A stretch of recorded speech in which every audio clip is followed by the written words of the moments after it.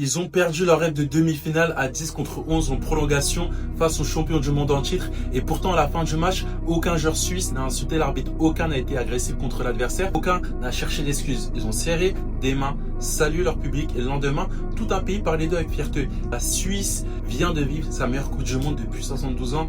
Et elle repart éliminée en quart de finale. Ça paraît contradictoire. Ça ne l'est pas. Parce que ce que les gens retiennent de cette équipe, ce n'est pas le score final, c'est la manière, c'est la dignité dans la défaite, l'attitude qui reste la même que tu gagnes ou que tu perds. Voilà exactement ce qu'on travaille en préparation mentale avec les athlètes qui veulent construire une identité qui ne dépend pas du résultat du dimanche.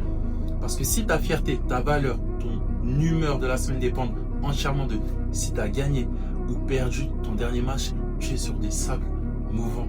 Un athlète qui a des standards personnels solides sur son comportement, son état d'esprit, sa manière de jouer, ça reste fier de lui-même un soir de défaite. Les résultats, tu ne le contrôles jamais à 100%. Ta façon d'être aussi. Donc si tu veux construire des standards qui ne s'effondrent pas à la première défaite, écris-moi standard en commentaire et abonne-toi si tu veux comprendre le mental derrière chaque actu sportif de la semaine.